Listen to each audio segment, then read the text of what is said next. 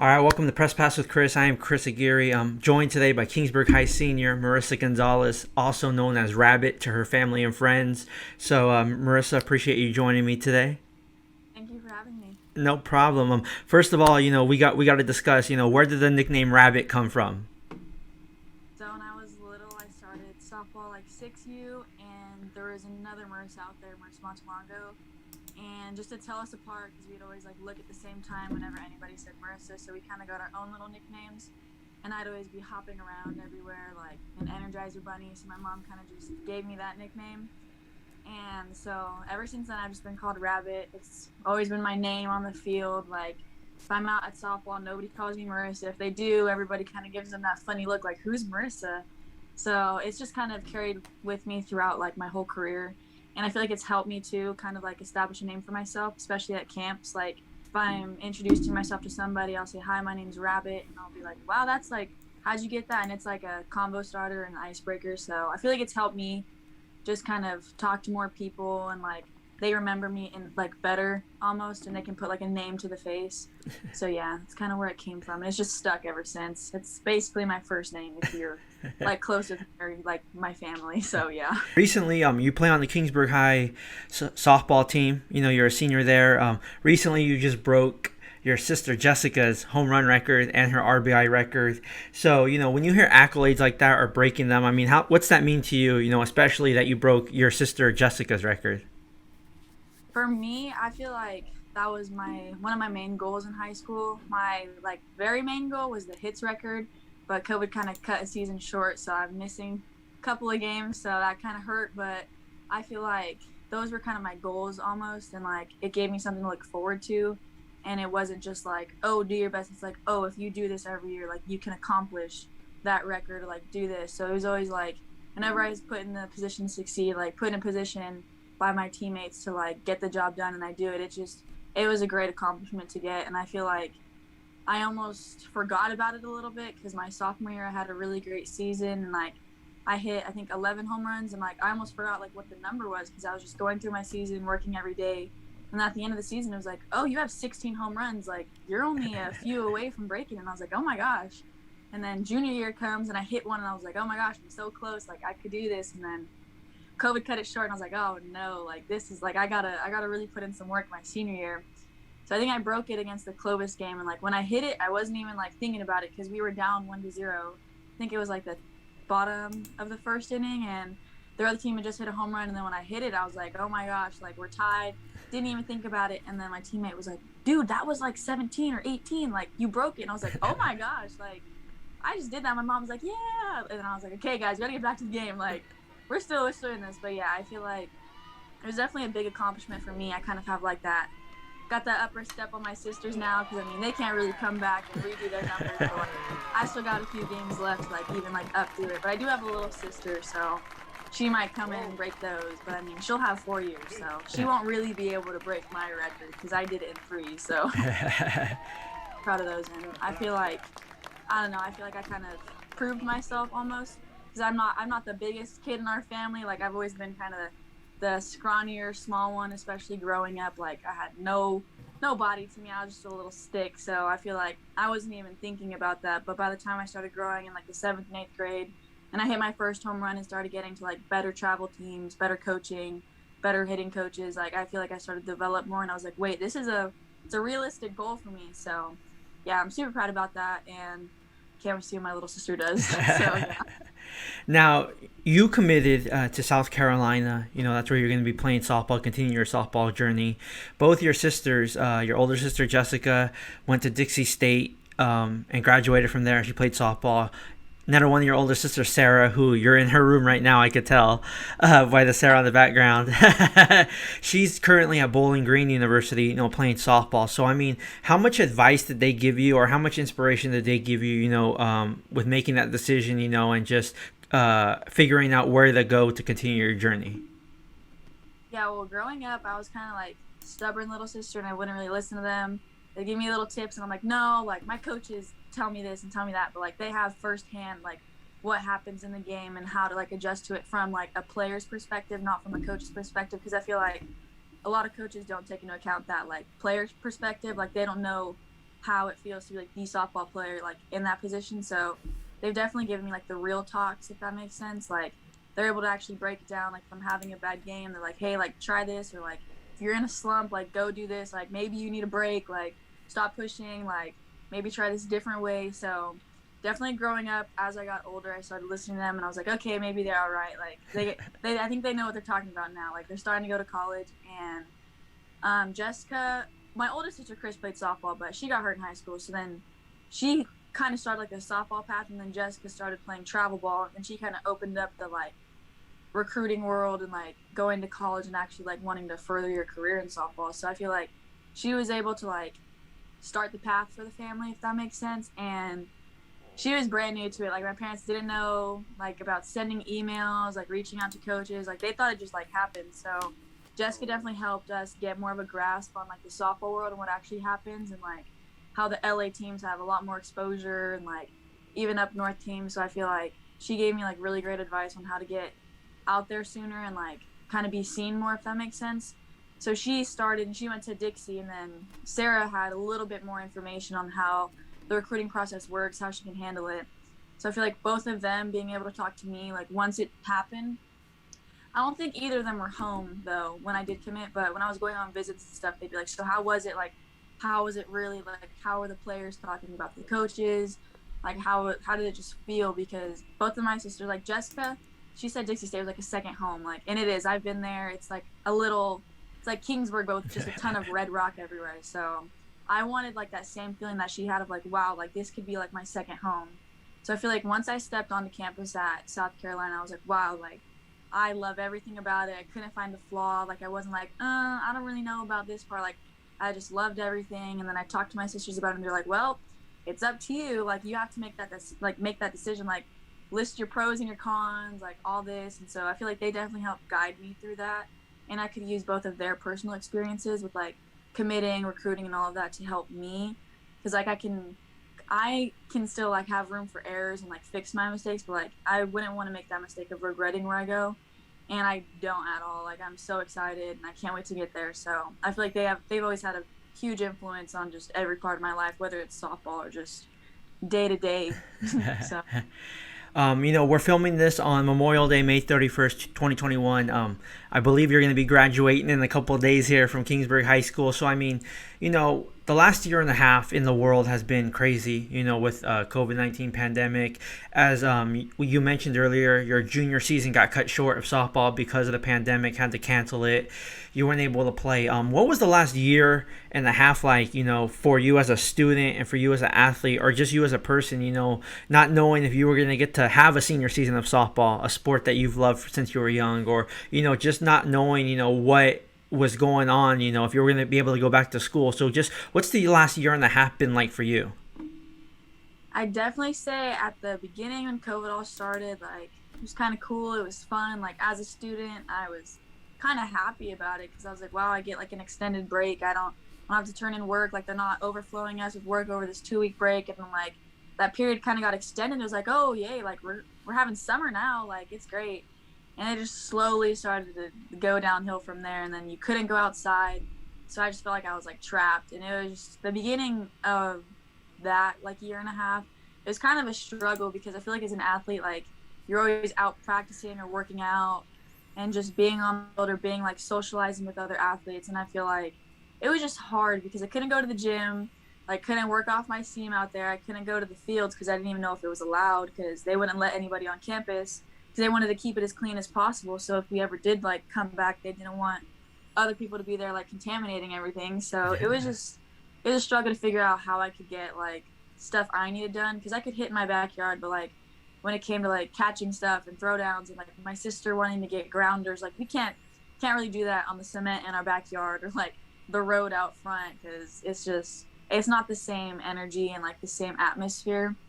So I feel like the beginning was a struggle for me and my family, but like we started to slowly figure it out and how we could like do certain things. And we slowly started like go to the high school and like go hitting there, do throwdowns and like work out there. And then I feel like travel ball, that was pretty hard because I've played on an LA team since I was a freshman, and I've gone to LA like every weekend basically or every other weekend. And I feel like once that stopped, I was like, wow, like this is getting real. Like I can't even go practice with my travel ball team, and like that's like my second home almost, and those are like some of my closest friends. Like even though I only see them once a week, like I have like some of the strongest bonds with those people. So I feel like it was just hard because like I missed them at the same time.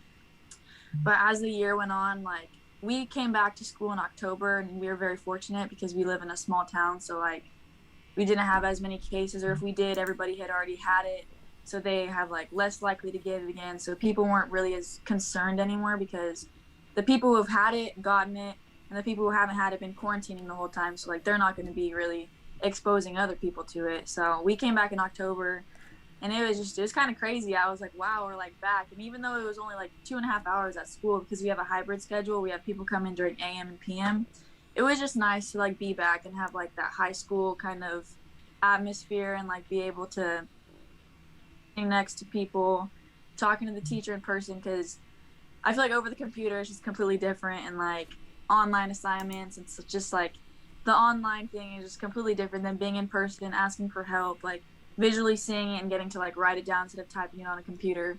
So but then after that, I feel like the athletics started to open up, especially for high school. Like we started to work out more, and that's when I started to feel like positive about it. And I was like, okay, we're going in the right direction. Like we can start going to practice. Like sure, we have to wear a mask. Like I had to go down to LA, and they have way stricter protocols, so I had to wear a mask down there. But I was like, I get to see my like travel ball friends, and I get to like practice and like get a good practicing with all like my teammates that I haven't seen in months. So that felt really good. And then high school starting, and they said, oh, we're gonna have a season, or like we possibly might have a season. And my AD was like, we're gonna do everything we can to get a season. We don't know how many other schools are gonna play. And I was like, oh yeah, that's true, because like although Kingsburg has come back and we've been back for a while, like it's hard to have a softball team when you don't have anybody else to play. So but then we started to hear other schools are trying to go back, and then I just felt like there was just a momentum changer almost. And I was like, wow, like we're getting to play softball, we're back in school. And it like ever since then it's just been uphill. Like I've gotten to go to prom, like everything's just going back to normal. I feel like I'm finally getting those like last few high school memories, and if that makes sense. And I'm very fortunate for that, because I know a lot of schools have like a ton of kids and they can't do that just because of the amount of people that are there. So yeah, I feel like just over the year and a half it's just a roller coaster, but at the end we're at the uphill part of the roller coaster. So I hope it keeps on going that way until I get to college. So Yeah, you on your softball team, you've had multiple athletes commit to Division I schools. Marissa Montalongo, who you mentioned earlier, she's a freshman currently right now at St. Mary's College, where she also plays soccer. One of your teammates, Taryn Arogian's committed to Fresno State for softball. What makes Kingsburg, just so unique, being able to send athletes to Division I schools, coming from a small town like you guys do? well, I feel like being from a small town, it's very like tight knit and close almost. So like nobody really keeps secrets. If there's something I could tell somebody else to help them get recruited, a tip, like a trick, or just like how to send an email, how to address coaches, how to send out emails like at the same time so you can get more information out there. Like even helping with like a skills video, like I feel like we're just always there for each other. And that's what I'm very grateful for being in a small town, is like if I need somebody to come out and like help me, like my friend Blair Wilson, like over the summer, like she would go out and hit with me. Even Taryn, like we'd go out and hit, and we kind of like get our work in. And I feel like then we just like talk about softball. They ask me questions about like my process and stuff, and I would like kind of like tell them like how I went through it and all of that. And I just feel like we just have no secrets again. Like everything's out in the open basically, and we're very supportive of each other. And like the softball community, even outside of Kingsburg, like I've made so many different routes, like up north, down south, just in the valley, like in Clovis. Like I have so many different connections that it's like it's super easy just to, like give a shout out to somebody, be like, oh, here, like this person's really great at like hitting, like they have great information, like talk to them, maybe see if they can help you, or just like kind of just referring them to somebody else. So yeah, I feel like at the same time, like even the parents, like I haven't met a single parent that's like, no, like don't help me and like don't give me that information. Like, no, I'm not going to tell you like how my kid went from hitting 100 to like over 400 in a season. So yeah, I'm just very grateful for like the community that we have in Kingsburg, especially the softball community, even outside of Kingsburg. And I just feel like everybody wants to see each other win. Like, and I feel like you don't really see that a lot, but I feel like softball is kind of different. I feel like softball is not as selfish of a sport, although it's like an individual team sport, since it's like, you against the pitcher and then it's like you against the ball and you're getting a grounder and stuff like that. Like you're still wanting to see the rest of your team succeed. So I feel like you don't succeed unless your team's succeeding. So I feel like we just try to help everyone win as a whole, because without everyone winning, you're kind of just the odd man out, and it's like you don't really want to be that person. So I'm just very grateful for the community we have, and I feel like we just always have each other's backs and help each other. So yeah. And that kind of goes into my next question. You're going to be graduating, like we discussed, later this week, and you're going to, probably be in town for a little bit and then start your journey in South Carolina. Leaving Kingsburg, I mean, what does Kingsburg mean to you? Yeah, Kingsburg is my home. Like, I grew up here. We moved down here from Stockton when I was born. So, like, this is my first home and, like, my first place where I've been able to really, like, set some roots. And I just feel like just Kingsburg in general is, like, a good place for me to be. Like, I've established so many different friendships, whether it's even with, like, my teachers. Like, I have so many different relationships with so many different people, and I have so many great friendships. And, like, I just feel like I can trust people in this town, and, like, I'm very close to people. And they're always super supportive. That's one main thing that I feel like I love about being an athlete here is, like, we're very athlete oriented, or even, like, other things like band. Like, I feel like our town's super supportive of anything that, like, is going good in our town, if that makes sense. So, like, our band went to state, and, like, wanted to just, like, crazy, like, the amount of support that we get. Because a lot of towns, like, they don't really care about that type of stuff. Like, Kingsburg, like, you do one small thing and, like, you hear about it and people start talking about it. So the amount of support that I get means a lot to me, and I just feel like Kingsburg is my, like, support system, if that makes sense. Like, when I come back, I know I'm always going to come back to, like, smiling faces and, like, people with open arms. Like, I feel like I just would never be shut off or, like, closed off from Kingsburg, even though I am going to the East Coast and I'm going to be gone for so long. I think even when I do come back, like, Kingsburg's still always going to be there for me, and, like, people are going to be the same. Like, still going to support me. If I go on high school campus, my old teachers are probably going to, like, be there asking me a bunch of questions, and, like, nobody's just, like, short with you, because I feel like some people, they're just be like, hey, and, like, move on with their day. But, like, I feel like my teachers even, like, they want to have, like, deep conversations with me. Like, they want to know about my future, and they're just, everyone's, like, genuinely interested and, like, care. So I feel like Kingsburg is just a huge part of my life, and I'll never be able to just forget about it. It'll always be my first home and where I have, like, all my roots. So yeah, Kingsburg means everything to me. Great. And final question, I always ask this of student athletes who I interview. How do you want to be remembered, at Kingsburg High School, once graduation comes? I know you'll still play some playoff softball games afterwards, after graduation, because of the way the schedule works this year. But just, how do you want to be remembered, at Kingsburg High School? Yeah, Kingsburg High School, I feel like I just want to be remembered as, like, the person that I am and who I'm become and, like, will continue to be.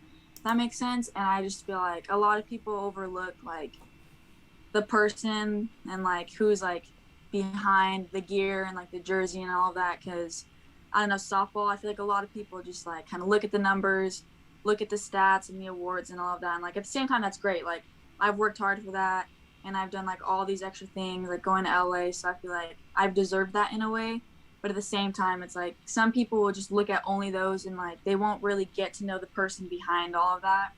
I feel like that's super huge for me, because I want to be known as, like, the worker, like, even in the classroom, outside of the classroom, on the field, and somebody who just shows up and, like, will always be there for you. Because I feel like I'm a very real person. Like, if somebody needs help, I'll let them know what's wrong. Like, if they ask me, like, hey, like, what do you think's wrong with this? Like, I'll tell them straight up, because I feel like there just needs to be more honesty in this world, and, like, that gets you a lot further than just, like, lying and stuff. So just the person that I am and how I can help people and just all of that, because at the same time, like I said, I feel like the person I am is a lot bigger than what I've done in softball or what I'll do in softball, because at the end of the day, like you can't, that only gets you so far, like, in the athletic world, but, like, in the real world, like, who you are as a person will get you so much further. So yeah, I feel like just who I am is a lot more important than all that. So that's how I'd want to be remembered, and I hope that's how people will remember me. Like, when I come back, I hope they have conversations with me still and aren't just, like, talking about numbers and stats, and, like,